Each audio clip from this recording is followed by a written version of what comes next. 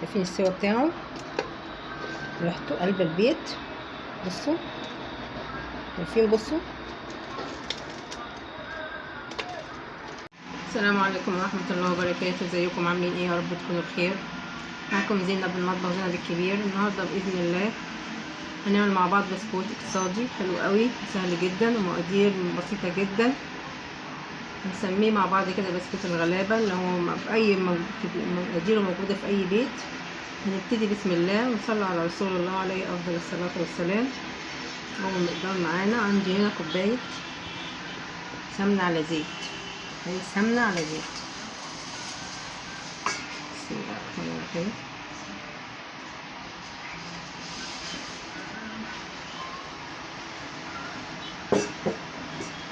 كوبايه سكر بودر.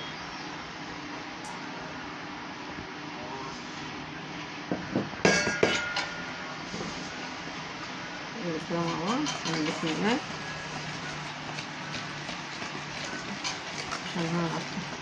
مش هنحتاج لا مضرب ولا عجان ولا اي حاجه، بسيط جدا على ايدينا وهيطلع النتيجه باذن الله حلو قوي باذن الله. مش هياخد معاكي وقت. معايا هنا بيضتين، ننزل بيضه. بسم الله. فانيليا،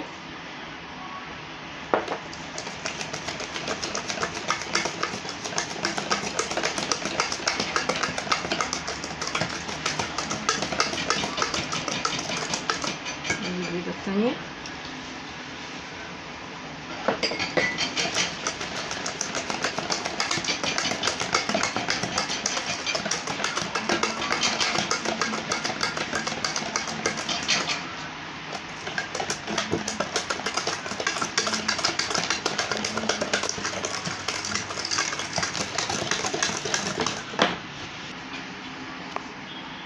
عندي هنا تلت كوباية لبن.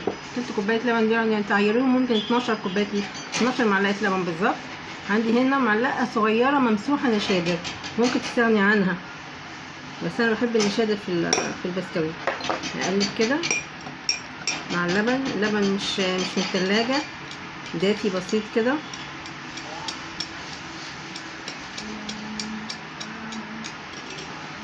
كده ابتدي بقى ننزل الدقيق. عندي هنا 4 كوبايات دقيق.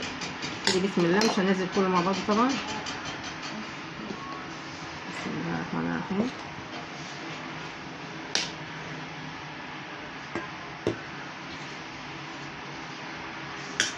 معلقه بيكنج باودر صغيره.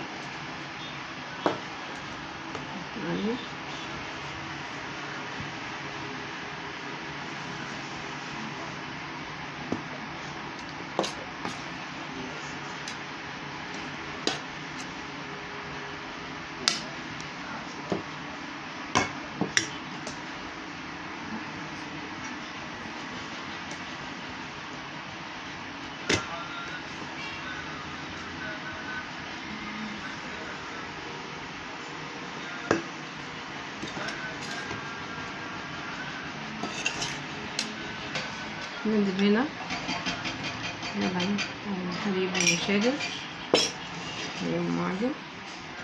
هنا ننزل بقى الدقيق. هلم مش هعجن، هلم كله يا دوب يختلط كله في بعضه بس. شايفين يا جماعه العجينه؟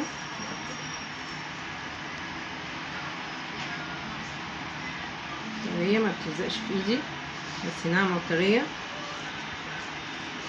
تبقى تريح بس 10 دقايق على جنب. نقطعها مع بعض ان شاء الله من غير قمع ولا مكنه ولا اي حاجه.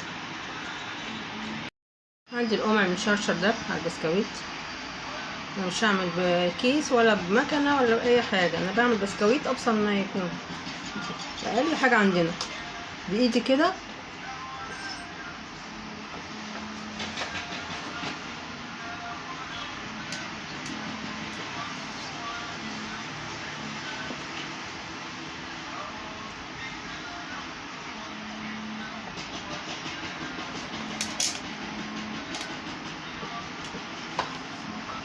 الفرن عندي شغاله على 250. 250 اعلى حاجة عندنا من تحت بس. الرف الشبكة تحت الشواية على طول، خدوا بالكم من اللي بقوله. اول ما احط الصاج في الفرن هنزل الفرن ل180 درجة 180 واسيبه لحد ما ياخد اللون الاحمر الجميل ده من تحت. هطفي من تحت وافتح الشواية دقيقتين ياخد فوق وتحت ونرجع نشوفه مع بعض. خلصت يا جماعة تقطيع الصاج وصاج ولسه عندي عجين. هبتدي بقى احط في الفرن زي ما فهمتكم الدرجة بتاعها على كام. خرجوا ونشوفوا مع بعض باذن الله. بسكوت اهو يا جماعة خرج من الفرن، شايفين شكله تحفة، شايفين السوا بتاعه، ريحته قلب البيت. بصوا شايفين، بصوا بجد فظيع وسهل جدا وبسيط جدا. جربوا بقى تجربوه. متنسوش بقى اللايك والشير، تشتركوا في القناة وتفعلوا الجرس عشان يوصلكوا كل جديد ان شاء الله.